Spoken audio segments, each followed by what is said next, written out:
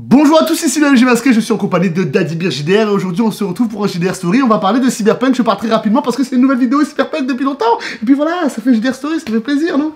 Bonjour. Voilà, écoutez, ravi de vous revoir mesdames et messieurs. Carrément. Dans ce petit format extrêmement apprécié sur la chaîne. C'est vrai. Alors, première chose, est-ce que mon masque est bien mis? Oui. Parce que Donc si le masque est de travers ou mal mis, vous pouvez tous mettre dans les commentaires que c'est la faute de Daddy Beer. Voilà, ce sera l'unique responsable, étant donné que je ne peux pas me voir moi-même, on n'a pas le retour sur cette caméra, n'est-ce pas? Tout à fait. Voilà, donc tu seras l'unique responsable. Juste là, non. Non, il n'y a rien du tout. Y a rien. On parle de quoi aujourd'hui? Eh bien, on parle de Cyberpunk. Quel univers exceptionnel, vraiment. Cyberpunk, ouais. j'en bégaye. On va vous parler aujourd'hui de Cyberpunk Red. Et puis, alors, truc assez marrant. Au moment où on s'est lancé dans cet univers, au moment où on a découvert cet univers, donc c'est Mathieu, un de nos compatriotes rôlistes qui nous a fait découvrir cet univers, eh bien nous étions tous les deux pas MJ cet univers. Carrément pas. Ouais, c'était une vraie découverte. Alors moi j'avais, à l'époque, il y a 2 ans, on m'avait offert ça. C'est vrai. Et je disais, ouais, mais pourquoi tu m'as offert ça? Je vais jamais y jouer, ça sert à rien, t'es bête, j'ai trop de jeux de rôle, c'est nul, voilà quoi, enfin voilà, bref, je faisais que critiquer cet achat, c'est un cadeau, je critique un cadeau, je suis un mec comme ça moi. Il est mauvais. Voilà, exactement, et 2 ans plus tard, après une campagne haute en émotion. Une campagne d'1 an et franchement exceptionnelle. C'est vrai, eh bien écoutez. Merci Mathieu. Merci Mathieu. Eh bien suite à cette expérience de jeu, j'ai acheté toute la gamme. Voilà. Absolument tout acheté. Et aujourd'hui, je pense que c'est clairement l'un des jeux de rôle que j'ai le plus envie de masteriser au quotidien. Si ce n'est que ça a même profondément ralenti notre campagne de Cimarron. Tout à fait. Et j'ai vraiment qu'une envie, c'est de jouer à Cyberpunk, de jouer à Cyberpunk Red, de jouer à Cyberpunk encore. Je me suis acheté le jeu vidéo, je suis dans une espèce de Cyberpunk sphère. Et en incroyable. plus, avec la série qui est sortie en début d'année, ça n'a pas du tout aidé. Totalement. Et puis ce qui était vraiment cool, c'est que nous, quand la série est sortie, on était en plein... On était en plein dedans. En plein dedans, exactement. Et donc on avait un peu le scrupule à se chromer pour certains. Ils voulaient garder leur humanité. Ils ont vu la série, la session d'après. Tout le monde s'est chromé. Tout s'est chromé. Allez, Cyberpunk, rien à foutre. Et tout le monde s'est chromé à mort. Tout le monde est... Avec une petite thérapie, histoire de dire, bon, voilà. Alors déjà, on va bientôt, bien entendu, aborder tout le déroulé de la campagne. On va pas forcément tout faire dans les détails, mais on va vous donner notre avis, ce qu'on a vécu. On va vous faire un vrai retour de partie sur cette campagne. On va aussi vous donner des conseils de jeu, nous, ce qu'on a aimé en fait, ce qu'on a aimé à travers cette campagne, l'univers, ce qui nous plaît, etc. Et potentiellement nos petits conseils, nous, ce qu'on a kiffé, ce qu'on vous recommande de faire en tant que joueur ou maître du jeu. Et puis voilà, et puis écoutez, c'est parti pour JDR Story, je crois. Exactement.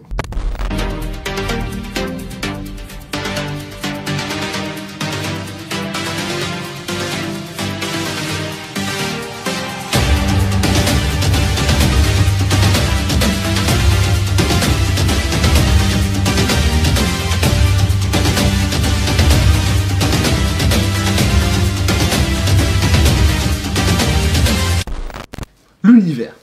Alors, l'univers. Night City. Par où commencer? Alors moi, j'ai envie de dire un truc. Et c'est déjà la chose, le détail qui m'a donné envie de masteriser Cyberpunk, c'est que j'adore les cadres de jeu comme ça, qui ont une espèce d'identité, qui ont une espèce de contexte de vie, qui on a l'impression que ça vit sans nous en fait. Ah, ça vit sans nous. Exactement. Vraiment, et alors moi, c'est pour cette raison que j'ai adoré Mutant Year Zero. C'est pour ça que j'ai adoré Mutant Year Zero, c'est ce contexte, on a l'impression que ça vit en permanence, etc. C'est pour ça que j'ai adoré City of Mist, ce concept de ville qui vit, qui a des antagonistes, etc. Et puis alors, Night City, ça a été vraiment le summum. Parce qu'entre le jeu vidéo, la série et le cadre de jeu Cyberpunk Red que j'ai pu lire maintenant, j'ai qu'une envie, c'est de me balader dans Night City. En fait, juste, tu peux juste... Ah, on va faire une partie? Attends, non, pas une partie. Juste. Tu as un jeune mage, issu de l'Académie de magie, nommé Juste. Juste, c'est son nom.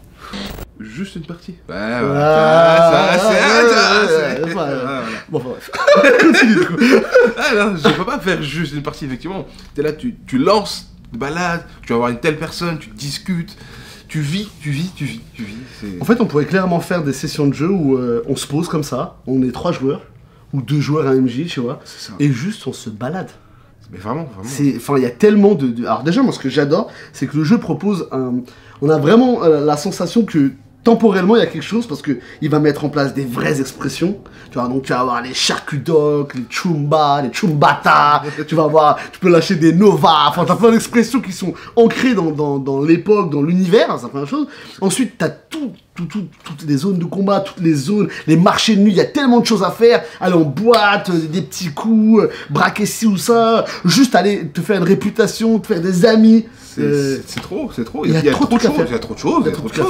Et tu vois, et puis cette notion aussi où il y a énormément d'enjeux qui tournent autour des Elise, des Eurodollars, parce que c'est vraiment, en fait, c'est l'un des rares jeux, déjà pour commencer, on peut dire ça, c'est l'un des rares jeux où, pour devenir plus fort, il suffit d'avoir de l'argent. Ouais, c'est ça.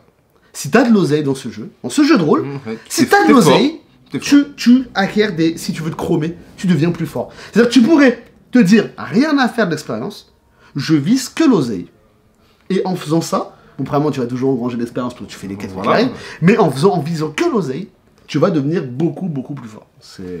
Donc c'est-à-dire que tu pourrais jouer juste en disant, vas-y, ma mission ce soir c'est de me faire du fric, j'ai besoin d'oseille, je vais me promettre tu vas avoir un fixeur, tu lui demandes une petite mission comme ça. Exactement, tu te dis, vas-y, tu sais quoi, je vais braquer un convoi à Saka et je vais revendre tout ce qu'il y a là-dedans. Enfin, toutes ces conneries, juste en cherchant de l'oseille, tu peux faire des heures et des heures de jeu.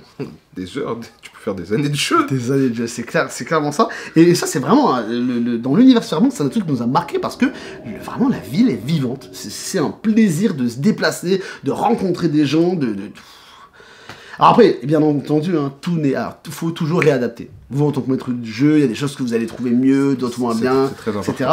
Il y a, par exemple, il y a une grosse empreinte dans le jeu sur la sexualité, par exemple, qui est très poussée là-dessus. Le jeu propose même beaucoup de violence auprès des enfants. On a des figues que propose Cyberpunk 4, c'est les gosses. Hein. Donc c'est clairement des mécaniques de jeu où tu vas dans les zones de combat, là, tu tires sur des gosses, c'est normal. Ou tu peux faire l'inverse, en Tale from the Loop, tu joues des gosses qui n'ont plus rien, plus d'avenir et qui sont là juste pour cramer les autres. Enfin, donc il y a plein de nuances de jeu qui vont faire de l'univers quelque chose de très sérieux. On a vraiment ce contexte aussi qui est alors on n'est peut-être pas à l'échelle de Genesis en termes de dureté de monde, ouais, non, quand même pas. Mais on est quand même dans des enjeux qui peuvent être voilà, la X-Carte elle peut sortir dans Cyberpunk. Ouais. Très bien, il y a des gens qui peuvent dire ah non moi voilà, c'est trop. C'est ça les viols, non, c'est abusé, des trucs comme ça parce que vraiment l'univers est vraiment crade, on peut le dire. Ouais, non, c'est crade, c'est violent, c'est sans pitié. Après il y a des libertés toujours au MJ de demander et de prendre la température de tout le monde, hein, mais... Ouais. Et puis en plus Red, moi ce que j'adore, parce que beaucoup vont connaître Cyberpunk à cause de Cyberpunk, enfin, ou grâce à Cyberpunk 2077. Ouais. Voilà. Sauf que le cadre de jeu que propose Red, et moi en lisant l'ouvrage, c'est ça que j'ai kiffé, c'est qu'il apporte une petite nuance qu'il n'y a pas du tout dans 2077. 2077, c'est le capitalisme a repris, les corpos sont redevenus puissantes, tout est reparti. Ça y est, c'est comme en l'an 2023, tout est let's go. Tranquille. En 2045, Night City, c'est à peine relevé de la bombe nucléaire. C'est quand même la merde, hein. Ouais, et il y a un côté post-apo qui est trop bien. C'est-à-dire que le maître du jeu, il avait commencé en nous disant, Mathieu, il a commencé par nous dire, les gars, il y a des pénuries d'armement. C'est super galère de trouver les armes. Si vous voyez une arme, on avait des énormes lutins avec toutes les armes qui existaient. S'il y a des armes, c'était ultra galère à trouver. Ouais. Il était sympa, il n'était pas sur les munitions, mais il aurait pu. Il y avait tout ce qui était explosif, mais c'était genre... quand on a trouvé une grenade, on a dit « Oh mon Dieu !» Genre c'était un truc de ouf. Il n'y avait plus de grenades. Il y avait une pénurie d'explosifs, c'était atroce. Et puis, tu vois, t'as tout ce côté post-apo avec le centre-ville qui est détruit, irradié et tout. Et juste ça, déjà, ça met trop de... Ah, j'ai envie d'y aller, mais je peux pas. C'est... l'histoire. En tout cas, pour ce qui est de l'univers, nous, on a été plongé dedans direct, c'était un vrai plaisir. Et puis moi, je vous recommande, si vous ne connaissez pas l'univers Cyberpunk, de vous y intéresser. Il y a énormément d'ouvrages, il y a énormément de choses je ferai peut-être un conseil critique prochainement sur Cyberpunk, une fois que j'aurai un peu plus masterisé, j'aurai vraiment pris mes marques dans l'univers. Mais ouais, moi, en tout cas, l'univers, il est ultra prenant et... En plus, tout ce côté de... Quand on connaît un peu les gangs, un peu tout ça, ça rajoute tellement de choses en plus. Ouais. Je vous invite à aller découvrir un peu chaque gang, lire leur histoire, vous allez voir, ça va vous donner envie de... Et puis cette notion de gang et corpo, ça rajoute un vrai aspect politique. Tu te retrouves tu peux aussi totalement te retrouver dans des intrigues, genre un Game of Thrones, un Dune, où tu vas vraiment jouer les relations, les rapports de force entre gangs, les affinités entre corpos, machin. Et tu peux aussi, alors à la fois tu peux jouer dans un contexte de jeu ultra sale, gore, horrible, tu peux jouer dans un contexte de jeu fusillade à balles, t'as tout le côté tactique D&D, avec les figurines, placements, etc., qui ont une vraie notion de stratégie sur les phases de combat. Et derrière, t'as tout ce qui est enjeu politique, vraiment roleplay, de réflexion, de discussion, de gestion des forces, avec tout ce côté edge runner, cyberpunk. Je pense que c'est un triple A, ce jeu. Ouais. Tu peux tout faire. Ouais. Non, vraiment, il y a... Et on en parlait avec Mathieu, justement, on avait... Alors, parce qu'il y a Shadowrun. Peut-être que vous connaissez Shadowrun. C'est cyberpunk, mais avec une touche de... C'est du Medfan parce que tu vas avoir des aides, tu vas avoir plein de trucs dedans, tu vas avoir toute une touche cyberpunk, mais avec de la magie, très clairement. Voilà. Ah ben, en vrai, c'est limite en trop. La magie? Ouais, parce que je trouve que, en fait, cyberpunk se suffit à lui-même, tu vois. Et je trouve que rajouter la magie, donc c'est-à-dire que t'as le hacking, la magie, t'es vraiment dans un truc moi, je trouve que ça... Ouais, ça fait un truc, un lourd en plus. Exactement. Et moi, c'est toujours ce truc-là qui m'a un peu perdu, c'est que tu sais plus trop sur quel pied danser, parce qu'au final, quand tu regardes bien, un netrunner, quelqu'un qui utilise l'interface des caméras, des implants des autres, etc., c'est un mage. Ouais, c'est un mage. C'est un mage, très clairement, c'est un mage. Enfin voilà, donc vraiment, triple A, on peut le dire. Pour moi, c'est un putain de triple A, ce jeu. Ok. Alors, dans cette campagne, j'incarnais une rockeuse qui s'appelait Vénus. Oula. Totalement. Une rockeuse qui s'appelait Vénus. Alors c'était vraiment plutôt basé icône, plus que musicienne à proprement parler. Je veux dire, musicalement parlant, elle faisait rien de ouf. C'est vraiment une icône, c'était une influenceuse. Ouais, c'est sur Ziggurat, j'avais un max d'abonnés, j'avais la classe, j'étais jolie, fraîche, j'avais un public majoritairement adolescent, vraiment tout un truc comme ça.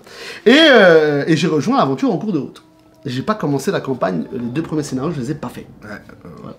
Et toi, qui incarnais-tu, mon ami? Eh bien, moi, j'incarnais un solo d'origine japonaise, assez taciturne, qui parlait pas beaucoup. Très taciturne, qui parlait pas du tout. Pas du tout. Mais... Je fais des traductions parce qu'il essaie de vous embrouiller, là. le mec, tu voulais... Plusieurs fois, j'étais en binôme avec lui dans les roleplays. Donc moi, j'étais un personnage ultra social qui parlait de ouf. Il me répondait, je faisais des phrases de 6 mètres, il me répondait par 2 mots, le mec. J'avais l'impression que son roleplay, c'était de faire le moins de mots possible pour répondre à une question. Non, franchement, c'était drôle parce que ce personnage était désagréable. Hein. Non, c'était drôle quand même. C'était drôle. Et dans ton background, t'avais un truc qui était vraiment cool. Ta femme? Ouais, bah c'est une solo qui a tapé la cyberpsychose et qui a fini par enlever tous ses implants, mais par mon ennemi. C'était compliqué. Ça, donc en fait, il avait vraiment... En fait, ça qui était bien, c'est que dans la conception des personnages, t'as toute une mécanique de jeu qui va vraiment essayer de te créer un background. Vous avez un background. Vraiment. Et donc vraiment, en fait, c'est fou, mais juste en créant les personnages, t'as même pas besoin d'avoir un scénar. Ouais, c'est ça. Juste en créant les personnages, généralement, t'as déjà des intrigues de quête, des intrigues de scénario, t'as déjà des... Et c'est ça que j'ai trouvé super fort avec Mathieu, parce que il nous le dit pas, et à des moments, il balance une petite fléchette, hop. Ah, tu te souviens de... Ah, et ça vient de piquer tout seul. Alors, on va vous le dire, ça a duré, on va dire, elle s'est allée sur un peu moins d'un an. Un peu moins d'un an, elle s'est allée sur un peu moins d'un an, cette campagne. Et alors, ça en fait des heures de jeu. D'ailleurs, les premières fois, on terminait à 4h du mat, on disait à Mathieu, faut arrêter, on n'a plus l'âge, ça suffit maintenant. Mais bon, du coup... On a toujours terminé à 4h. Ouais. Du coup, on avait tout ce truc-là qui se mettait en place. Et il faut savoir que, donc, ça, c'était dans la vraie vie, à peu près une année. In-game, il s'est écoulé 2 semaines. Non, un peu plus. Ouais, parce que pour le dernier scénario, il y a une ellipse de 2 semaines. Ouais. Donc ça fait 1 mois dans le jeu. Mais sinon, en vrai, 90% du temps, ça s'est déroulé en... Je me rappelle avoir fait au moins 6 sessions. Non, et c'était écoulé que tous les jours. Un jour. C'est parce qu'en fait, on avait vraiment... et donc, tout tout s'est enchaîné, donc récupération des points de vie c'était chaud, thérapie c'était impossible, on avait tous ces trucs-là où on essaie de, tu sais, entre 2 sessions, généralement on récupère de l'humanité, machin, tout ça c'était mort. Ah, c'était... Et donc c'était assez intense à ce niveau-là, et donc on avait tous nos petits problèmes personnels, et donc c'était des choses qui se sont amenées à être réglées, il fallait trouver des règles, enfin on règle ça rapidement quoi. C'était pas, on n'avait pas d'intrigue genre ouais, il faut que je trouve une solution, ça va me prendre 3 ans, c'était non, c'était sa femme, elle avait une bombe corticale dans le cerveau, Tout à fait. il fallait trouver une solution là, sinon c'était foutu quoi. C'était des vrais enjeux. Hein. Ouais. Bon, moi c'était mignon encore. Oui, mais... De toute façon, alors, il faut savoir que moi, mon personnage, il était vraiment un peu extérieur à toute cette intrigue, parce qu'il avait ce côté innocent, un peu niais, tu vois, un peu... bon, il avait vraiment ce côté punk, où il était anti-corpo, elle voulait vraiment retourner le monde, elle avait de la fougue de la jeunesse, où elle pensait qu'elle pouvait tout faire, tu vois. Ouais, mais tu vois, c'était bien, parce que toi, au final, le groupe de personnages était assez âgé, et du coup, ça amenait un petit... le peps, tu vois. Ouais, parce que toi, t'étais âgé, Biro était âgé, Glitch, au final, était plus ou moins âgé aussi. C'était le plus vieux, hein. On avait Vert, qui était notre nettreneuse, qui était jeune pour le coup. Ouais, qui était jeune aussi. Mais c'était une nettreneuse, donc elle en avait vu des trucs. Donc elle avait, mentalement, elle avait 55 ans. Voilà. Et puis donc, il y avait tout ce truc-là. Donc moi, j'étais un peu l'électron libre de ce groupe-là, et j'étais un peu en parallèle de toutes les intrigues. Elle avait pas vraiment compris les enjeux de la mission. Elle savait que c'était ses Chumba, quoi. C'est ça. Voilà, elle voulait les accompagner de bout en blanc, quoi. Mais c'est bien, parce que du coup, t'es arrivé, t'as fait... Je suis avec vous. Ouais. Alors, l'histoire, concrètement, c'était tous les enjeux se passaient avec le net. Il y avait 3 entités qui avaient traversé le fameux mur, infranchissable, enfin le mur du net, parce que donc c'était dans le hall net. Voilà, c'était au-delà de, c'est même pas des dark glass, c'était donc les glaces, c'est un peu les entités, les IA qui défendent, ouais, c'est ce qui protège. Exactement. Donc là on était vraiment sur des espèces d'IA mais ultra puissantes. Il y en avait 3 qui avaient réussi à sortir et qui s'étaient immiscés à travers des corpos, à travers des trucs, et qui commençaient à avoir de l'influence, obtenir via les nets locaux en fait, de gagner de l'influence. Ouais, de l'influence sur le monde. Totalement. Et la grosse intrigue, le gros truc, c'est qu'à un moment donné, bon, on est libre, je vous fais le raccourci, mais à un moment donné, on découvre qu'en fait, ces IA, et c'est la première fois que ça arrive, on trouve un moyen d'être physiquement là. Ouais, c'est... C'est-à-dire que c'est les engrammes de ces IA, ou du moins le code d'interface était tellement développé qu'ils ont réussi, alors soit par des biais cybernétiques, soit par de l'intégration de personnalité, soit par de la création même de corps, exactement. Ils arrivaient à se générer physiquement dans le monde, en dehors du net. Et donc là, quand on a compris ce truc-là, on s'est dit, enfin, notre nettreneuse, quand on a compris ce truc-là, s'est dit, c'est un peu chaud. Ouais, c'est un peu chaud. Et, surtout la première fois, on les voit. Hein. Ouais, et puis il y a eu tout un truc, et donc c'était vraiment une espèce d'entité super flippante avec un gros côté horreur qui commençait à prendre part au monde. Et les enjeux, en fait, on découvrait que ils avaient pour but, tout simplement, de s'immiscer dans les réseaux de la ville. Et une fois qu'ils se seraient totalement fusionnés avec Night City, entre guillemets, ou du moins avec tous les Night City au final, eh ben ça, en fait, ils étaient indélogeables. Donc il fallait qu'on aille trouver un moyen de les détruire à la fois dans le net et à la fois en physique. Et donc parce que les premières fois on les a affrontés, on s'est retrouvés, du coup on comprenait que quand on les attaquait dans le net, ils prenaient des dégâts dans le monde réel, et dans le monde réel quand ils attaquaient dans le monde réel. Donc en fait on avait toujours des combats sur 2 plans, où on avait des combats dans le net et des combats dans le physique, et c'était vraiment très sympa. C'était vraiment sympa.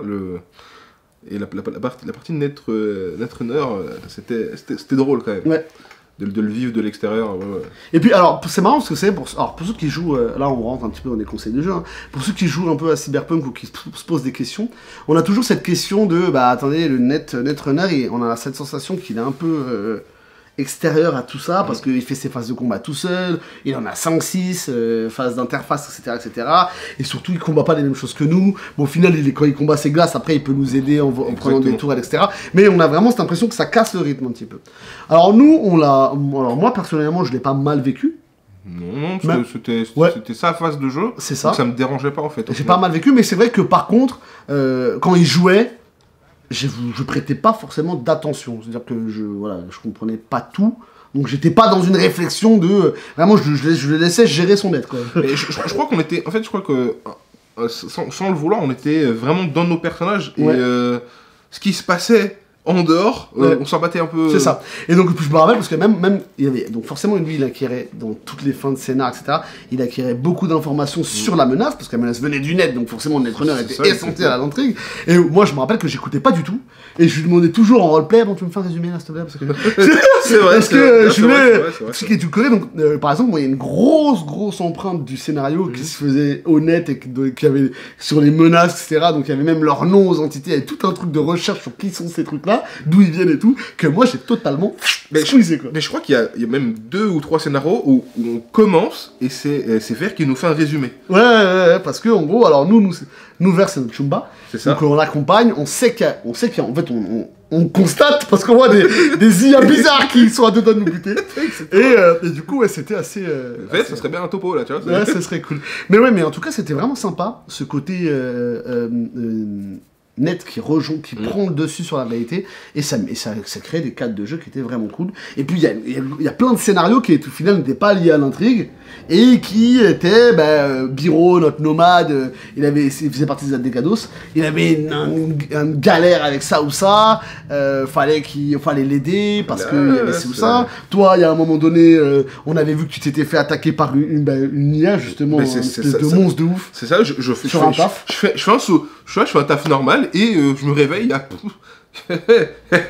il y a un démon. Exact, un Oni. En fait, il avait pris une forme d'Oni dans le vrai monde, et donc mais le truc est physique, quoi. Il pouvait l'attaquer physiquement. C'est ça, il m'a attaqué littéralement, hein. Il m'a défoncé. Hein. Ah, donc lui, il s'est senti tout de suite impliqué dans cette affaire. Il a dit, ouais, tonton, ça va, il y a des IA qui veulent me fumer, Ouais, des Oni qui viennent là pour me... C'est quoi, il se passe quoi? Moi j'ai rien demandé, hein, donc, vraiment. donc, du coup, il s'est intéressé un peu au problème, etc. Et puis moi, de toute façon, je vous suivais parce que moi, c'était pour l'inspiration, puis j'ai toujours voulu être une runneuse, et puis j'avais l'impression de faire quelque chose qui compte dans tout ça. Parce que moi, j'étais serveuse chez les Mox à la base. Enfin, du moins, l'émergence des Mox. Donc voilà, donc en gros, j'avais tout ce truc-là. C'était vraiment sympa. Ouais, franchement, c'était... Moi, ce que je te propose, là, c'est qu'on raconte tous les deux un petit passage, une petite scène qui nous a bien marqué, et qu'ils aient un peu des contextes de jeu qu'on ait pu vivre. Et puis après, on enchaînera sur les conseils de jeu. Ok, moi ça me va. Let's go! Alors, est-ce que tu veux commencer ou est-ce que je commence? Non, je te laisse commencer. Ouais, moi, je propose un pierre, feuille, ciseaux. Allez. En un point. 1, 2, 3, pierre, feuille, ciseaux. 1, 2, 3, pierre, feuille, ciseaux. Voilà. Ah, le bâtard. Je ne sais plus pourquoi. Je ne sais plus donc comment on se retrouve là-dedans. Ça commence comme ça. Un dans la campagne, gérez-vous. Je ne sais plus pourquoi. Mec, on est sur une voie rapide de Night City. Oh. Le scénario d'avant, on s'est quitté. Le scénario d'avant... Ah, je sais! C'est bon. Je viens de me souvenir. Le scénario juste avant, on devait rentrer dans un serveur parce qu'on devait récupérer des fameuses informations sur l'IA. Ouais. Voilà, parce qu'en fait, dans ces 3 IA, il y en a une qui était bonne, une qui était mauvaise, très clairement, et une qui était la paire qui avait fait donner naissance aux deux, et qu'on savait pas trop ses ambitions. Et on savait que l'une des données stockées de de cette mauvaise entité, justement, qui venait du AllNet, était dans un serveur qui était gardé par les Tiger Claw. Oui. Parce qu'il y avait une autre runneuse qui était en train d'enquêter là-dessus, qui s'appelle Location, qui était morte, enfin bref, on s'en fout. Donc nous, on devait rentrer dans le serveur de Tiger Claws et récupérer tout ça. Grosse mission, on y va, on rentre. Je viens d'acheter mon tout nouveau flingue, Majestic 13, gros dégâts. Il était magnifique, je l'avais customisé rose Hello Kitty. Il était violent. Pas vanner comme ça, regardez. Cette mission-là, j'étais en mode, je fais mon ferrin. On a fait tout le bâtiment, toute la sécurité. J'ai cherché un mec partout. J'ai pas réussi à tirer une seule fois. C'était très drôle. C'était ultra chiant. Et donc, on a tout ce truc-là et tout.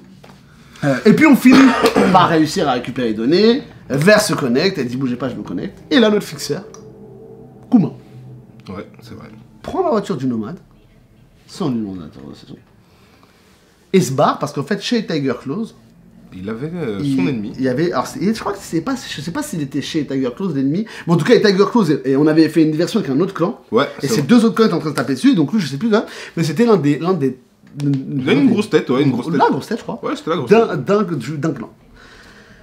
Et donc, il déboule là-bas. Il descend.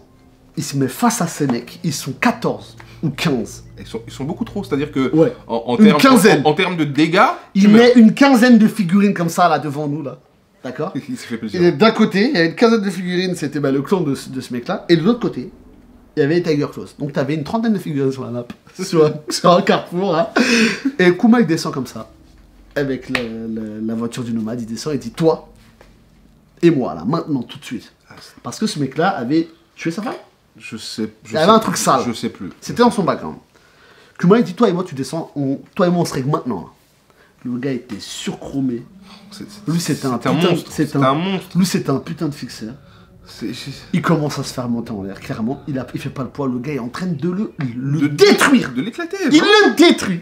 Et là, Et là. nous on dit non, c'est bon, on peut pas le laisser et tout, vas-y, on fait quelque chose. Ah, c'est... On prend la voiture, on fonce, on arrive, on est poursuivi, il y a 2 mecs qui nous barrent la route, ils les déglinguent, on prend notre caisse, c'est une caisse pourrie, on arrive sur le bas, dérapage et tout, là, Mizue descend, il fait stop, il met tout... Ah, vraiment, j'ai tout donné. Il dit stop, et toi arrêtez-vous, moi je sors, je fais stop, arrêtez-vous. Il me dit mais alors là, pour avoir l'attention des autres et tout, pour qu'ils s'arrêtent. Putain, c'est vrai que t'as fait un double 10. Exactement. Il me dit mais t'as il fait me un faut double un 10. score de ouf, frère, il me demande 30 et quelques. Je fais un double 10. C'est un 10 explosif. Tu fais un 10, tu Il n'y refais a un pas 10. plus critique que ça. C'est... Je fais un double 10, tout le monde crie autour de la table. Oh mon dieu! Waouh! Truc de fou! Ah! Ah! Et là, donc là, on a l'attention. Alors, on a l'attention, c'est lui, on a réussi à lui, capter machin, tout le monde nous on regarde. s'arrête. On est en plein milieu d'une bagarre, il est en train de... Kuma, qu'est-ce qu'il fait? Cet enfoiré. Dégaine. Donc là, tout le monde est j'ai de l'attention de tout le monde. Il en profite pour sortir son flingue. Pah! Balle dans la tête du chef. Ne le tue pas. Bah non, parce qu'il était surchromé, donc ça allait Ouais. pas le tuer. Bon, il a pris cher quand même, mais ça l'a pas tué. À ce moment précis. Ouais, je crois qu'on sait tous... Il y a vraiment tout le monde qui a fait... Je pense que tout le monde l'a regardé, il a dit, mais Pourquoi pourquoi t'as fait ça? On est venu te sauver la vie. Ça éclate. Et là, on est en mode, il faut s'enfuir, hein. Très clairement. Tu te tapes à moitié, du coup, tu interviens.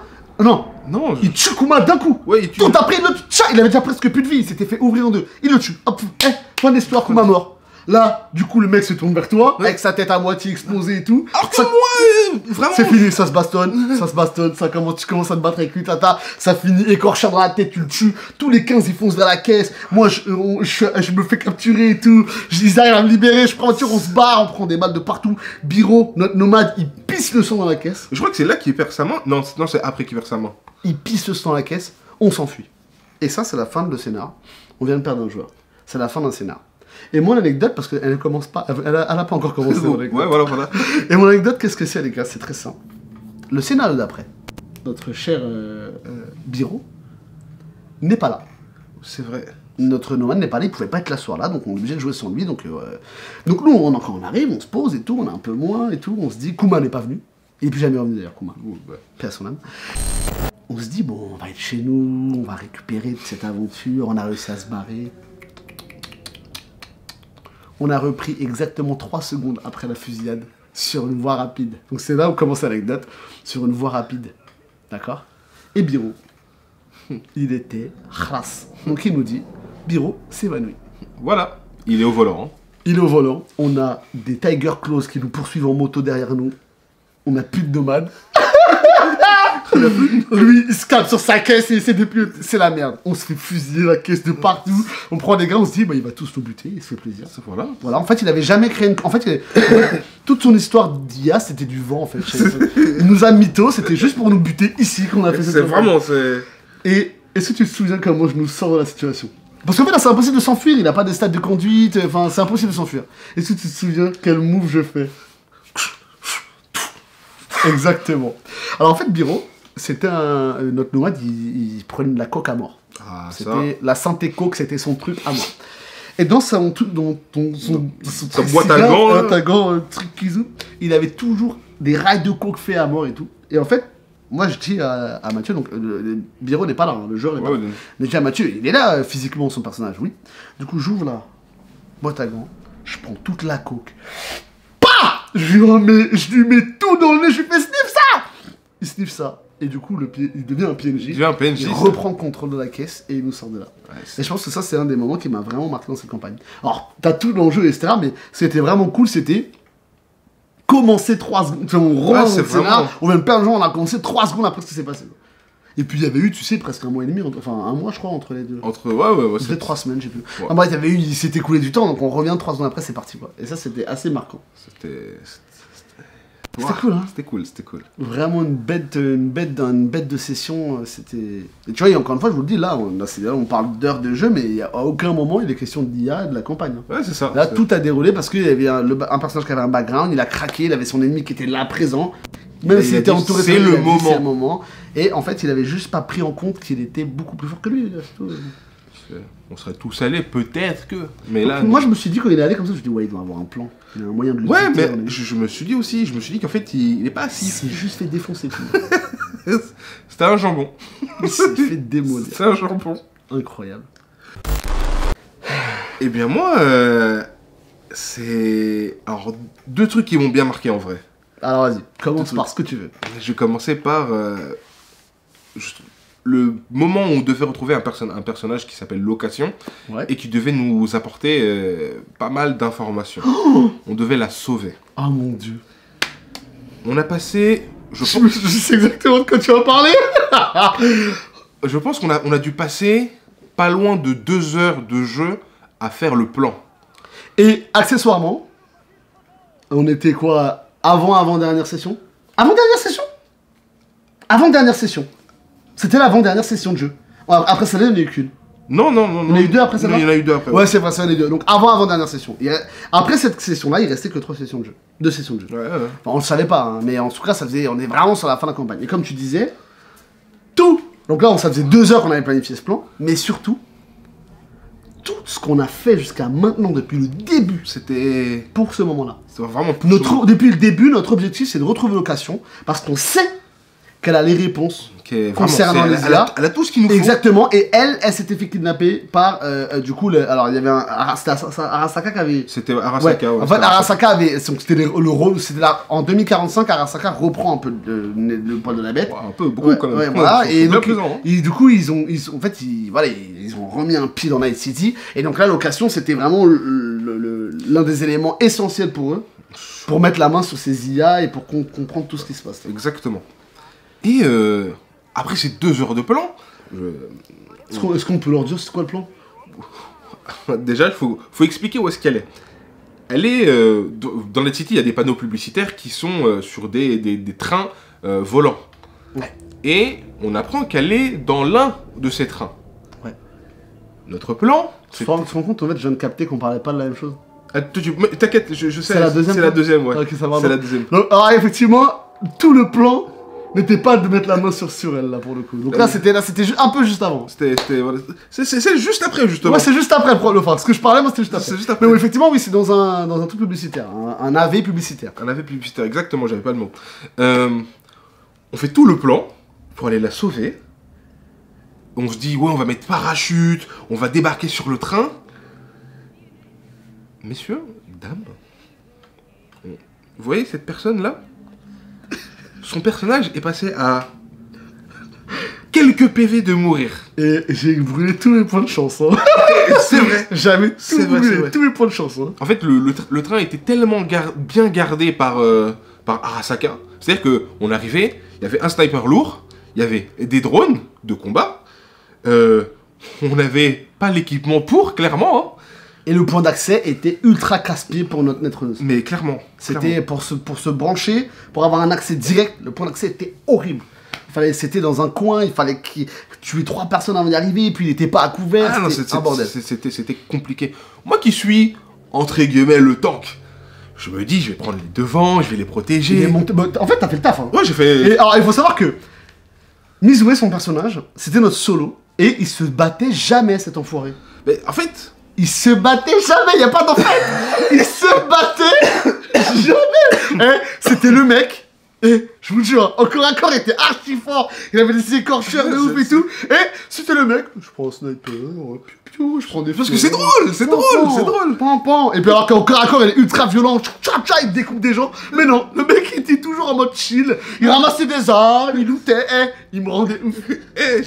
J'avoue, j'ai fait le loot goblin à un moment. Ouais, souvent, ouais. Souvent, ouais. Mais c'était, à chaque fois que j'allais au combat, je finissais toujours avec moins de 20 PV. Et puis en plus, comme chaque session, ça se passait que quelques heures après, on récupérait nos PV que 8 PV. Par 8 PV, par point de corps, c'est quoi point de corps, constitution par constitution, on récupérait. Donc c'est à dire que si tu prenais super cher dans une quête, ça c'était intéressant. Parce que ça c'était vraiment une notion de jeu que Mathieu avait mis en place qui était très intéressant. C'est-à-dire que si tu prends super cher dans une quête, avant de récupérer tous tes PV, ça te prenait 3 scénars. C'est ça. C'est ça qui est intéressant. C'était bien. On pouvait pas se permettre de c'est bon. On pouvait se permettre d'aller là, non. C'était vraiment. C'était pas un peu de heal. Non. Mais du coup, on arrive sur ce canal publicitaire. Ça, t'es en haut. Je suis en haut, je me fais allumer. Alors, faut savoir, dans le jeu, à 8 de réflexe, on peut esquiver les balles. Ouais. Il y a un sniper. J'ai de la chance, je réussis mes jets. Allez-y, réussissez, allez-y, vous verrez. Qui ne sort pas avec une PM lourde d'une trappe? Un ennemi. Je me fais allumer.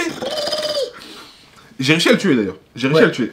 En fait, ce qui se passe, en fait, pendant tout ce temps, lui, il est sur le toit et il déglingue tout le monde. Glitch, notre média, il est rentré. Il est rentré dans la trappe. Moi, j'avais ouvert la trappe et j'essayais de te couvrir un peu à distance, faire des tirs de couverture et en même temps de protéger Glitch en bas. Est-ce que c'était toi qui avais demandé les fumigènes? Oui. Mais je crois que t'en as lancé une à un moment. Oui. Du coup, c'était débile parce que... On était en train de voler. Donc, je dis, t'inquiète, je te couvre, Miro. Et peut-être comme le truc, il avance et... Allez hop, ok, mais super. En vrai, techniquement, ça pouvait être... ça a marché un peu parce qu'il était sur le truc. Voilà, c'était sur mais c'était pas l'effet escompté. Ouais, clairement pas. Parce que du coup, tu disais, mais il a fumé, c'est marre. T'esquivais les balles en même temps, c'était le bordel. Et enfin bref, du coup, Glitch, lui, il rentre en bas. Et il commence à chercher location. Et c'est là qu'on, pour la deuxième fois... Ouais, mais là, c'est la première fois qu'on se confronte vraiment. Ouais, c'est vrai. Donc la fameuse IA qu'on vous a abordée au début, là, et ben là, on la voit physiquement pour la première fois. Donc c'est marrant parce qu'elle a une facette totalement humaine. La figue était magnifique. Ouais. Une posture totalement humaine, mais ses yeux sont... Il n'y a pas d'yeux. C'est un visage... Ouais, voilà. Et puis, mais c'était chromé 100%, quoi. C'est-à-dire que... Je comprends pas comment vous avez survécu. Alors, voilà ce qui se passe. L'IA... Je sais plus son nom, dommage pour nous, je suis sûr que tu connais plus. C'est un nom japonais, je pourrais pas le ressortir. Je sais pas, je crois que c'est un naga, elle avait dit. Je sais plus, on va lui redemander. Il sort de Mantis. Il arrive, Glitch, il est confiant, il commence à tirer dessus. Il commence à se faire moins 26 PV.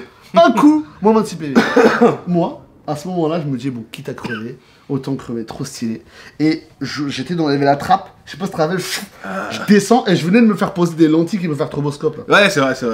Donc je descends en mode stroboscope, en mode tout flash et tout, donc trop stylé et tout. Je braque avec mon Hello Kitty majestic. Il a pu enfin l'utiliser. Bien sûr, et là je lui dis, hé toi! Et je commence à allumer, ça faisait un max de dégâts. Mais en vrai, tu l'aurais pas, je pense que vous seriez mort. Bien sûr, donc je commence, je l'allume, et donc d'autres trucs reculent un petit peu et tout, et là, il devient invisible.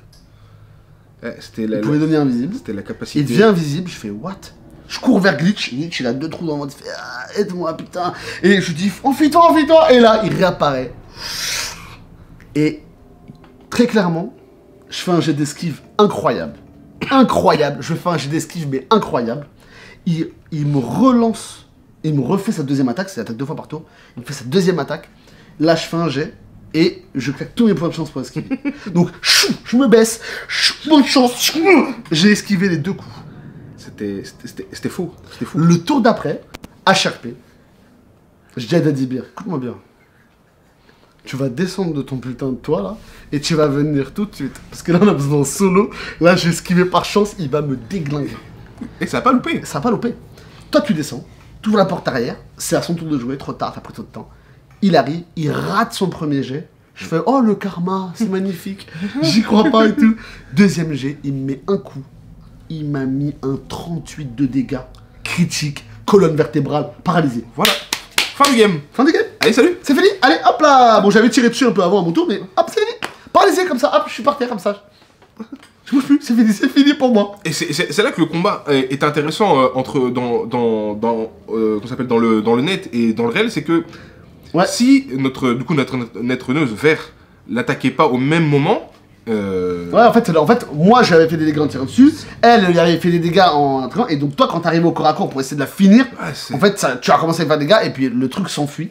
Alors vraiment c'est un moment où est-ce que je saute de laver pour essayer de finir la chose? Ouais, parce qu'elle était pas bien, donc c'était est-ce que je saute pour essayer de la tuer? Ou alors... Mais moi je gisais Glitch pissait le sang partout. Ouais, mais je crois et moi je pissais le sang. C'était trop à ce moment-là. Mais sur Critique, on était tous les trous, on était à mort, on était donc j'étais dans ce moment où est-ce que je vous sauve ou est-ce que je le tue? Bon, j'ai fait le bon choix, je les ai sauvés. Du coup, il attrape ses mains, il me laisse autour de son cou, il prend Glitch comme ça, et il saute de la V, parachute, trop stylé. Là, c'était une très très belle fin de scénario pour le coup. Exactement. Mais bon, du coup, on a dû me neuralement, parce que moi j'avais très peu d'implants. Ouais, ça c'est vrai. Et on a dû me mettre une colonne vertébrale, enfin une nano-colonne vertébrale. Synthé-colonne. Puis j'ai été câblé neuralement, c'était quand même pas mal, ça me permettait de mieux tirer toutes mes armes, c'était un peu bien, mais bon ouais, donc j'ai perdu un peu d'humanité, voilà, ça commençait à devenir sérieux. C'était un moment magique et magicalement théâtral. Ouais, c'est vrai, c'était vraiment un bon truc. Et puis, suite à ça, quand on récupère l'occasion, on récupère enfin les informations nécessaires pour aller, du coup, chercher c'est quoi la responsable? Je crois que c'est Svenka. Svenka, exactement. Svenka, c'est très clairement, pour faire simple, ce que je disais tout à l'heure, toute la campagne, c'était ça. Ouais. Toute la campagne, c'était pour retrouver Svenka parce qu'elle avait tout ce qu'il fallait pour comprendre comment potentiellement les arrêter. Potentiellement l'arrêter, et en fait, il y avait aussi la sous-intrigue de la nourriture avec Arasaka et tout, enfin Biotechnica. Ouais. Et du coup, on avait la main mise pour ça en fait. Non, en fait clairement c'était tout. Ces 10 mois de jeu là, c'était pour retrouver Svenka. Ouais. Et donc là on a refait un plan de 2 heures. On a refait un plan de plus que 2 heures même. Totalement. Et donc là, petite parenthèse, hein, c'est un autre scénar, c'est tout un truc. Donc là Biron est de retour, ce que tu veux, machin. Tout le monde est là. On s'approche de la conclusion finale. Et là le but c'est de rentrer du coup dans les nouveaux bâtiments d'Arasaka. Non, de Biotechnica. Ah oui, de rentrer dans les bâtiments de Biotechnica. Et de la récupérer. Donc la super plan de ouf que j'élabore avec grandiosité, mes meilleurs plans du monde, c'est qu'on avait, du coup avec location, on avait réussi à retrouver, en récupérant location, on avait une carte. Ouais. Une carte qui permettait en fait de... Non, on avait des codes. Oui, des codes. Des faux, donc qui permettaient de faire une espèce de fausse carte de passage pour rentrer dans le bâtiment de Technica. Et en gros, grâce à ça, on passe outre la sécurité voilà, tout, on rentre comme ça. Exactement. Et donc nous, on s'est passé, parce qu'il y a des gros bâtiments de riches et tout, on s'est passé pour des livreurs de nouveaux frigos. Tout haut de gamme et tout, parce qu'il y a des bâtiments très riches là-dedans, des gens qui ont posé. C'était un plan bancal. Non, c'était un super plan. De livrer des frigos. Moi, j'étais super bonne en persuasion, etc. Donc je devais être la corpo qui cherche ce business. Et lui et Biro devaient être les techniciens. Et donc, le plan, c'était ça. On arrive. Voilà le plan, très clairement. Wow. On arrive là-haut. On rentre. On installe le frigo. On rentre, on fait style, on rentre à l'intérieur. Voilà, bonjour, ouais, bonjour. Il y a le mec de la sécurité, il y a Svenka qui est là. On rentre à l'intérieur. À l'intérieur, on bidouille les caméras. On coupe les caméras, elle nous isole vers. Et là, à ce moment-là, on flingue le chien. Ouais, parce qu'il y avait un chien robot. On flingue le chien. Et ça pardonne pas, ça. On flingue le chien et le mec de sécurité. On s'est dit, Biro et toi, à deux, vous tombez dessus. Lui, il avait des bras cybernétiques. Toi, on vous l'ouvrez en deux, le mec de la sécurité. Et le chien, IEM. On avait réussi à trouver une putain de bombe IEM. C'est vrai. IEM, fin de l'histoire. Mais c'était le plan. Ça, c'était notre plan ultime. C'était notre plan. Et puis du coup, Svenka, on la met dans l'ancien frigo. Dans l'ancien frigo, on redescend avec l'ancien frigo, on repart, ni vu ni connu. C'était ça le plan. Et là, en fait, je vous l'ai dit, hein, tous les scénars se passent un jour après l'autre. Enfin, il n'y a même pas 24 heures qui s'écoulent entre chaque scénar, ça tout s'enchaîne. Donc là, on vient d'enchaîner un combat de ouf, j'ai plus de vie, t'as plus de vie, Biro il a plus de vie. On est tous un peu, voilà. Et on s'est dit, qu'est-ce qu'on fait? Est-ce qu'on attend un jour? Est-ce qu'on y va demain? Est-ce qu'on y va le lendemain? C'est ça, est-ce qu'on y va le lendemain? On dort là. On récupère un peu de PV, tout ça. Exactement. Et donc là, il nous dit, ok, Mathieu nous dit, ok, mais par contre, attention, parce que là, il y a un risque. qu'il y a une mise à jour. Et que vous n'ayez plus les bons codes. Voilà, vous avez une mise à jour du système de sécurité, ça se fait très régulièrement, et vous n'avez plus les bons codes. Et on dit, ouais, mais comment ça fait 10 mois qu'on joue pour ça, comment ça marche, je comprends pas. Et on dit, bah écoutez, c'est simple, moi je vais lancer un dé 10, hein. Si ça fait 10, voilà quoi, c'est bon. Ouais. Donc là on dit, oh ouais, non, mais c'est risqué, machin, mais arrêtez, machin, bidule, bla bla On bla. sait jamais. Voilà. Voilà. On fait un vote. On décide de voter, on est en démocratie, on a un groupe de Chumba, on dit vas-y, on vote, qui veut se reposer. Moi j'ai dit écoutez, on a perdu Kuma, bon je l'aimais pas, j'en avais rien à faire de Kuma, mais moi si on perd Biro, Mizue, je vais pas être bien. Donc pour moi c'est important, c'est eux qui vont se battre, je propose qu'on se repose. Vert dit non, on y va, c'est mort. Normal, il se bagarre jamais. Il a tout ça HP. Il dit non, c'est mort, on y va. Toi, Ouais, moi je dis faut se reposer. Toi, tu dis non mec, j'ai plus de PV, vous êtes archi marrant. Moi je pense on attend demain. Glitch dit. Il hésite. Je crois qu'il est. Non, je crois qu'il est. Non, il hésite, il dit. Non, vas-y, on attend demain. Biro dit. Non, c'est mort, on y va maintenant, arrêtez, on fout la merde, on y va, c'est réglé, on est en action, on va pas prendre de risque, faut le faire maintenant là. Et moi j'ai le choix décisif. Et je dis bon, franchement, écoutez. Biro, il est sous coque tout le temps et c'est pas ce qu'il dit. Mizue, s'il a besoin de se reposer, c'est lui qui va être là-bas. On se repose, c'est pas grave, on attendra demain, c'est comme ça. On a voté, adjugé vendu. Mathieu prend le dé. Et je sais déjà que vous savez ce qui va se passer. Si on vous le raconte. Il prend le dé. Il lance. Franchement, le dé roule un petit moment. Ça dure longtemps quand même. Hein. C'est une petite courte distance, mais le dé il roule. Il roule, il roule, il roule. Et 10. Ça signifie que là, on a joué 8 mois pour rien. Tout notre plan était pour récupérer les codes de Biotechnica, récupérer l'information de la meuf et rentrer. Là, C'est 0. C'est fini. Voilà. Du coup, on s'est regardé comme ça pendant. C'est l'un des premiers soirs, on a fini tôt. Hein. Oui, c'est. Ah, pour le coup, on est partis tous une heure, c'était fini. Et bah, tu vois, même si on a échoué, j'ai apprécié ce moment. Bah, je pense que c'est l'un des plus gros souvenirs que j'aurais de jeu de rôle parce que je vous avoue que moi, ça m'était jamais arrivé comme ça de jouer une campagne sur un jet de dés comme ça, unique. Ça m'a déjà arrivé de jouer la mort d'un personnage, Ouais, voilà, mais. un PNJ, des circonstances un peu, voilà. Mais là, en fait, le plan, c'était ça depuis le début, quoi. Sinon, tout ce qu'on avait fait, ça sert à rien. Et donc, on a lancé et 0, fin de l'histoire. On saura pas. On n'a plus jamais revu Svenka et même quand on a terminé la campagne... Je pense qu'elle est morte. Hein, non, mais c'est fini. De toute façon, Svenka, c'était terminé. C'était terminé. Dernier plan qui nous restait, c'était un peu une espèce de plan à l'aveugle. C'était de nous rendre dans la zone irradiée, parce qu'on savait que c'était là-bas que ça se passait, on savait que l'entité avait mis son QG là-bas facile, il n'y a personne. C'était super logique, donc on a eu un ping il y a longtemps, mais on voulait pas s'y rendre comme ça. Et donc on s'est rendu à l'aveugle, dans les zones irradiées, sur un coup de tête, et ça a été la quête finale, et puis ça s'est soldé par la perte de 2 personnages. Oui, c'est vrai. Oh là. Parce que du coup... on a perdu Glitch et... on a perdu Glitch qui a dû se sacrifier pour pouvoir la tuer physiquement et dans le net. Et la troisième identité, la bonne identité, on en avait une qui était bonne, je vous rappelle, bah celle-là, elle a fusionné avec Vert. Exactement, a fusionné avec Vert, et du coup Vert on sait plus Vert quoi. Et donc voilà quoi, donc en fait c'était la fin de cette campagne et c'était une note à une petite touche d'amertume quand même, mais c'est très cyberpunk au final. Ouais, c'est ça, c'est très cyberpunk. Tu gagnes, mais tu as laissé quelque chose. Ouais. Et encore, et en plus quand même, on s'était bien préparé sur ce plan-là, on était quand même bien équipés, on avait réuni beaucoup de monde. Moi, il y avait mon chéri qui était là, il m'avait demandé ma main pour le final et tout. C'était lourd de ouf. Il y avait, on avait vraiment ramené tout le monde. Toi, t'avais pas voulu ramener ta femme, espèce de petit bâtard. Tu lui avais dit, attends-moi sur ce bateau. Toi, t'es parti après. Ouais, moi je suis parti. Et en fait, cette campagne se finit, Biro rejoint les Aldecados, c'est Kid Night City. Un peu comme dans attention spoil. Voilà, et du coup, toi, tu pars avec ta femme aussi. En croisière, c'est ça, ouais. En croisière, enfin, t'avais donné de toute façon. Et puis, moi, je reste à Night City. Il y a que moi qui reste au final. Tu continues à faire ça popstar. Glitch balance son dernier article. Je l'ai en photo, je vous le mettrai. Vous aurez cet article-là. Et puis voilà, c'est ainsi que se termine notre aventure cyberpunk qui était exceptionnelle. Encore une merci Mathieu. Ouais. Et puis moi, très clairement, hein, je vous dis, aujourd'hui, c'est voilà le résultat de cette campagne. J'ai envie de jouer qu'à ça, tiens. J'ai envie de jouer qu'à ça. Et ouais, regardez,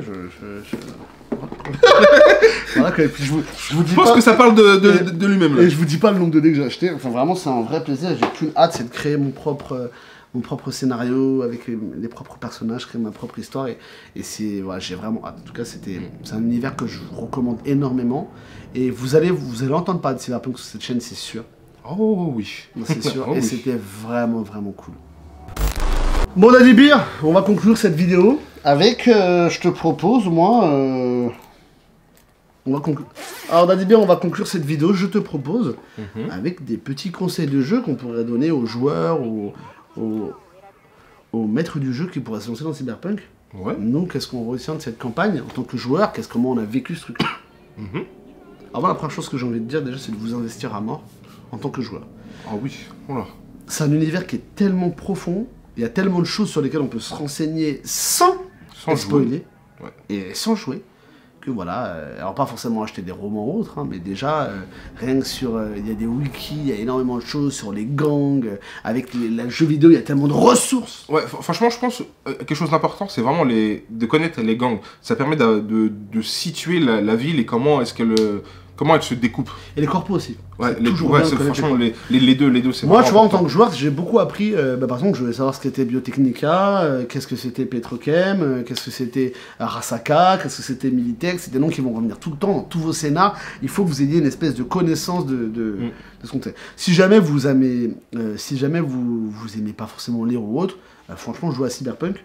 Ouais, Voilà, ça sera beaucoup plus simple au final. même si il a été beaucoup critiqué, beaucoup de retours, Il est jouable maintenant. il est totalement jouable, là, en totalement français, jouable. c'est le rend totalement jouable. Moi, j'y ai joué, j'ai adoré, c'est une superbe histoire, vraiment. Et puis rien que se balader, même s'il y a des zones qui sont un peu vides, et voilà, on connaît tous les défauts de ce jeu, s'immiscer dans l'histoire de l'univers, ça va, voilà, imaginer un nomade. Par exemple, moi, je m'étais pas forcément ultra renseigné sur les nomades pendant la campagne. En jouant à Cyberpunk, j'ai dit, ah, mais c'est ça, un nomade.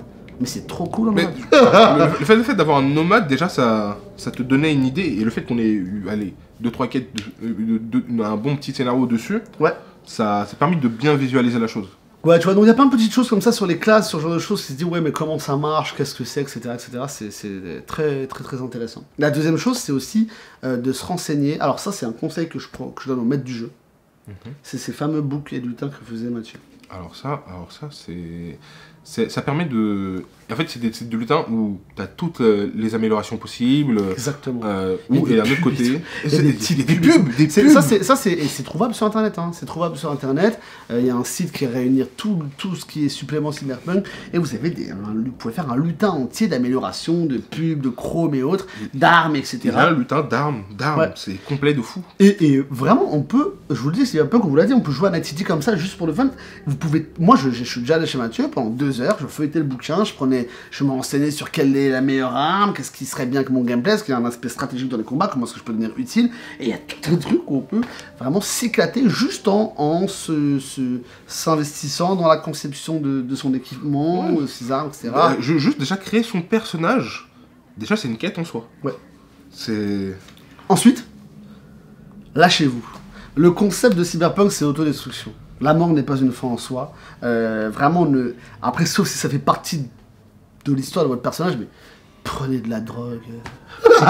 Prenez de la drogue. Pas vrai, hein, ouais, pas vrai. Non, bien entendu. Ou faites ce que vous voulez, en fait. Mais prenez de la drogue. Allez dans à Dick Street. Voilà. Franchement, lâchez-vous. N'ayez pas peur de l'homosexualité, des rapports sexuels, de la noirceur du monde, de braquer, être mauvais, être drôle, intervenir dans des conflits, tenter des expériences. Night City, c'est ça, hein. C'est la vie de tous les possibles. Mettez-vous dans un délire vous êtes un chumbata, vous êtes dans ce délire-là, vous devez vivre l'aventure, c'est un peu au maximum. Vous mettez pas des barrières, ne restez pas ancrés en 2023, là. Ouais, ne restez pas ancré dans votre univers. Là, oui, la France. Non, vous êtes à Night City, la ville de tous les désirs. Vraiment. Voilà. Donc, si vous voulez vraiment avoir une expérience significative et qui ressemble à Cyberpunk, voilà. Moi, je me revois à Duke District avec Biro. On est allé voir des Coréens, des Coréennes. On est allé. Moi, j'étais à fond dans la Smash, mais à mort. Voilà, lui était à fond dans la coke, voilà, il y en avait de la santé weed, tout ce que tu veux. C'est Et en vraiment... plus, c'est un des seuls jeux où la drogue donne des bonus de ouf. C'est vrai en plus. Et puis d'ailleurs, il y a des malus sur la drogue, il y a des malus, hein, c'est-à-dire qu'à bout d'un moment donné, vous pouvez devenir addict, etc. etc. Moi, je recommande au maître du jeu de ne pas être trop, dès le début, tu vois, cassant de ouf, parce que si enfin, tous ces trucs-là, le chrome et tout, c'est direct. Vous avez des barrières, des barrières de règles. Ouais, là, t'as perdu 1000 d'humanité, tu peux plus faire ça, tu peux faire ça. Ah, toi, cyberpsycho, si dès le début, vous leur mettez des bâtons dans les roues, mais en fait, ils oseront rien. Et c'est ça qui est trop dommage. Et c'est justement, faut les laisser se lâcher, tester. Et puis quand ça fait une campagne qui sont là à fond dedans, ben peut-être lui dire, mec, ça fait longtemps que t'as pas pris de coke là. Et puis là, de lui-même, il va dire, ah ouais, je suis pas bien et tout. Ouais, ça va se faire naturellement. Ça va se faire naturellement. Voilà, et puis après, ça peut donner totalement, ça peut donner un scénar, tiens, en plein milieu d'une campagne, paf, vous cassez un peu le rythme. Hop, pénurie de synthé coke en Night City. Oh bah alors. Ah bah là, ils étaient tous, 3 de vos joueurs, ils étaient à fond dedans. Et ben les 3, ça y est, il faut qu'ils trouvent de la coque. Ils vont voir flou, hein. Et voilà, ils vont voir flou, ça va pas être game, là ils vont se manger des malus. Et là, ça a un vrai intérêt, tu vois. Là, c'est, voilà. Et parce que là, la coque, ça donne des points en réflexe. Et par exemple, quand Biro prenait de la coque, il pouvait esquiver les balles. Parce que ça lui donnait en plus, il passait de 7 à 8, donc vous voyez, le genre l'aspect technique, il prenait de la coque, il pouvait esquiver les balles. Pourquoi pas? C'est trop bien, franchement, c'est trop bien. Donc ça c'est notre conseil de jeu, vraiment, à ce niveau-là, laissez-les prendre du kiff. N'hésitez pas, si vous jouez avec des figues, à vous procurer... des battle maps, franchement... Il est vraiment bien. Je crois qu'il était plus disponible sur Philibert, mais il vient de revenir. Sinon, allez en boutique, hein. Vraiment, allez en boutique. Moi, je l'ai trouvé à la boutique Star Player dans Paris, voilà. Et puis en plus, alors, regardez, moi j'en ai pris 2, parce qu'en fait, truc de fou, mais ils sont compatibles. Ouais. Ils sont compatibles, donc pas sur toutes les maps, mais on peut, voilà, par exemple, tu peux faire une demi-map, et demi, etc., etc. Et en fait, bon, voilà, ça crée des situations un peu sympas si vous voulez faire des grandes maps. Parce que par exemple, je vous donne un exemple, hein, mais nous, quand on utilisait un sniper, pour avoir une pleine potentiel de sniper, il faut vraiment que la map, elle soit genre archi grande. Il faut qu'il y ait les cases. Donc sur un giant book, des fois, on était limite, tu vois. Donc je me suis dit, Giant plus Big Book, ça peut faire. Puis si vous êtes pété de thunes et vous avez une table gigantesque, mais payez-vous 2 Giants. Là, vous allez avoir une map. Oh là là. Et puis voilà, et puis nous, on a joué avec des figues. Mathieu, on avait, bon, je sais pas, il a dû investir peut-être 500 € de figues sans mentir pour cette campagne. Il a investi une vie de figues. En plus, il n'est pas lui-même et elles sont belles. Ouais, vous aurez plein de photos, vous allez voir, c'était vraiment sympa. Qu'est-ce qu'on pourrait vous recommander d'autre? De toute façon, il y aura un conseil critique, hein, bientôt, un jour. Ouais. Mais qu'est-ce qu'on peut vous conseiller d'autre pour jouer à Cyberpunk? Écoutez, franchement, vous avez tous les maîtres du jeu, vous avez un panel de musique incroyable avec le jeu vidéo, la série. Non, franchement, vous tapez une Cyberpunk musique, ça va vous allez avoir une flopée de... Je vais mettre dans la description ma playlist que je suis en train de faire, là je la mettrai à jour régulièrement, donc vous aurez tout à jour. Mais voilà, vous avez une flopée de vidéos et de musique grâce aux jeux vidéo, à la série. Regardez la série. Ouais, vous regardez la série, vous allez avoir... Ça change la vision, vraiment, parce qu'on on a joué avant la série, on a joué après la série, c'était pas la même, hein. Et pourtant, il y en a qui avaient joué aux jeux vidéo, hein, donc c'est vraiment, la série apporte vraiment un petit truc en plus. Et puis, bon, même si j'ai pas été fan des derniers épisodes, parce que, tu vois, nous, on a bien vu qu'on pouvait pas se faire Arasaka comme ça. On avait bien vu que c'était pas très réaliste, cette série. Et puis, tous vos maîtres du jeu vous le diront, hein, si vous pouvez pas vous faire Arasaka comme ça, quel que soit ton implant militaire de mes fesses, là, ça se voit que c'est un anime, ça se voit que le studio Trigger, ils sont partis en sucette à la fin. Parce que le son dévistant, c'est bien 2 minutes, hein, je vous le dis. C'est pas possible. Mais votre humanité... Enfin bref, c'était cool. Franchement, c'était cool. C'était une expérience extrêmement agréable. Écoutez, j'espère que ce GDR Story vous a plu. Ça faisait longtemps qu'on n'avait pas fait un.